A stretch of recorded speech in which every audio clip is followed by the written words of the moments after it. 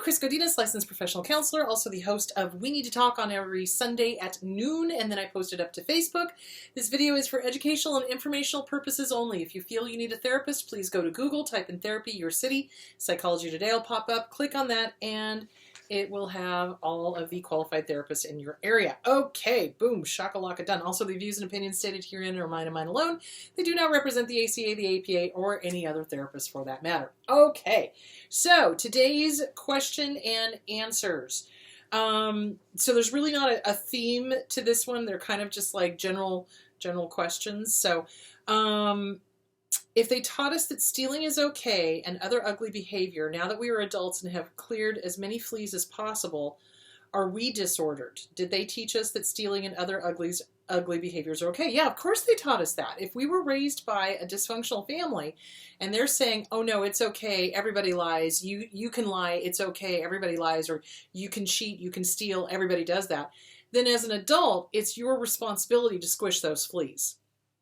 So even though we were taught that behavior from the family of origin, it's our responsibility once we recognize it as completely antisocial and disorganized and dysfunctional to squish those fleas, because that behavior is going to get you in trouble.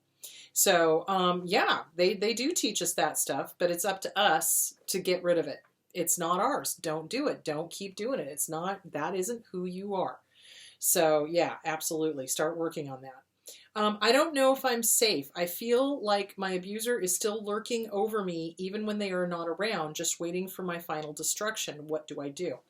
So that is a common feeling. So that is part of PTSD. That is part of post-traumatic stress disorder. So when we have post-traumatic stress disorder, one of the symptoms, excuse me, or the signs, is having a sense of doom or a sense of danger, or a sense of foreshortened future. And that's one of the ways that PTSD exhibits itself. So what you have to do is you have to start working on yourself.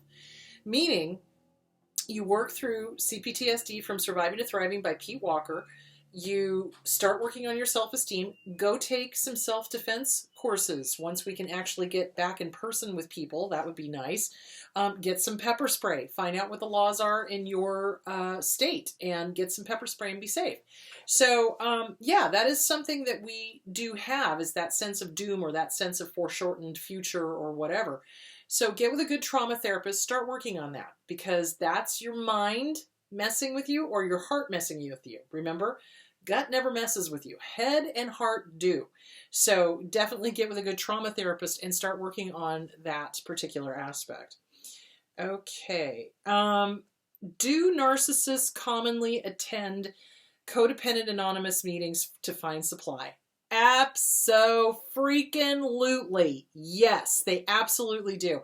They will be found in any support group. So they'll be on the narcissistic support groups. They'll be on the abuse support groups. They'll be on the AA support groups. I mean, Alcoholics Anonymous. They'll be on Adult Children of Alcoholics Anonymous. They'll be on any support group that they can in order to find supply. So you've got to be very, very careful when you are reaching out for support. If something feels off, trust your gut. Don't allow that person to continue to talk to you.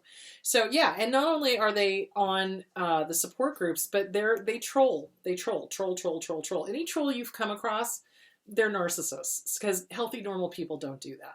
So yeah, you do have to be very, very careful when you reach out for support. You also have to be very careful when you reach out for help, because as I have said multiple times, not every single therapist is a good therapist. So you have to research, you have to investigate, you have to question, you have to, and if they're not working for you, or if they do anything that is in any way, shape, or form abusive or demeaning, be done with them. Fire them and get another therapist.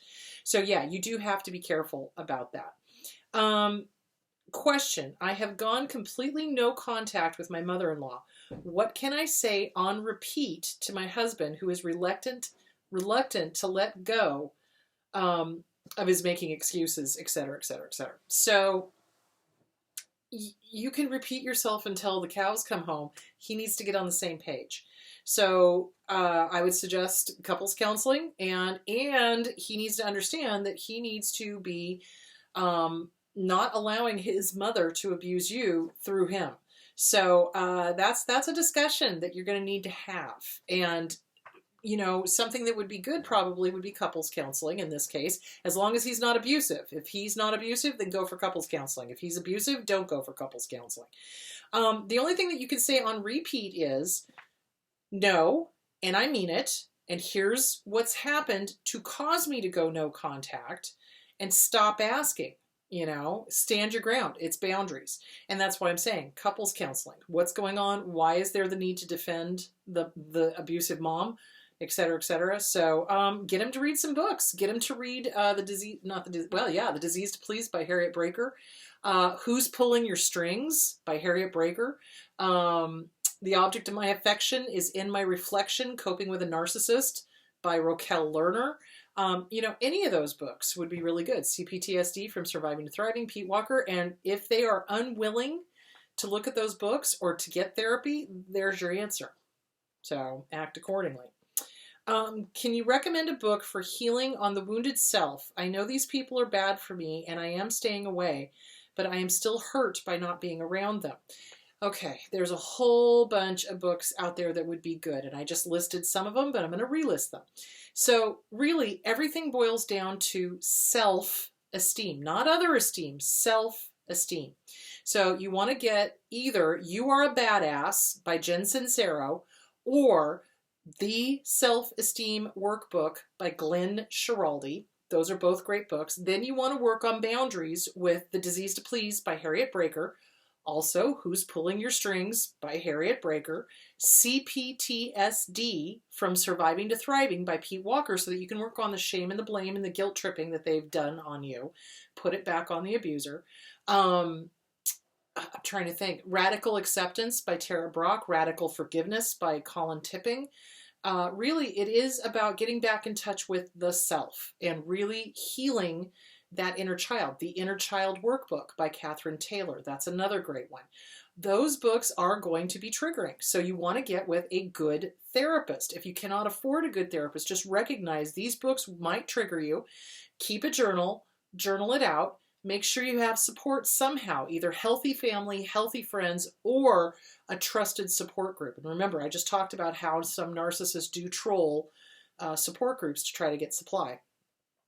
So yeah, you want to start working on your self-esteem. That's really, it boils down to self-esteem.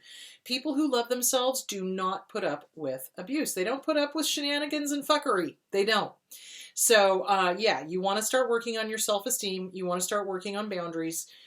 Inner Child Workbook by Catherine Taylor, CPTSD by Pete Walker, and get with a good therapist.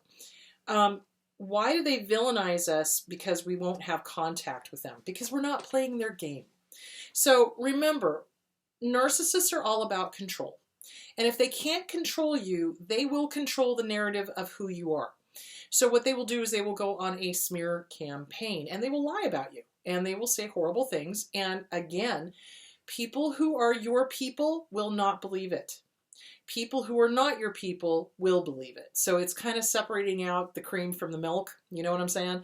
So you're going to know who your friends are. And they get angry because you've cut off their form of control. And so they flip the narrative and go, oh, see, you're the bad guy. You're this, you. And that is simply what they do. That is in their nature. So that's why they do that. They make you the villain for not playing the game, and they need a villain. So remember, they need a drama triangle. They have to be the hero, somebody else has to be the victim, and you have to be the villain. So basically, you take yourself out of it. Let them scramble. Let them find a different villain. Let them find a different scapegoat. Not your job, not your problem. So those are all the questions for today. I hope everybody has a great Christmas. It's going to be Christmas Eve tomorrow. I'm very excited about that. And on Sunday, I will be talking about let's kick guilt and shame to the curb for once and for all. Let's get rid of it. Let's put that bad boy to bed, because that is how abusers control us. And I think it's time for us to take our power back, because that's how they've been able to manipulate, they gaslight, they lie, they project, they accuse us of all the things that they themselves are doing, and we end up feeling guilty because we've said no to them, or we've cut them off, or we've said no more contact, or whatever. We're going to work on all that. So on Sunday, we're going to talk about kicking guilt and shame to the curb. All right, guys, have a great day. Have a wonderful Christmas, and I will talk to you on Sunday. Bye.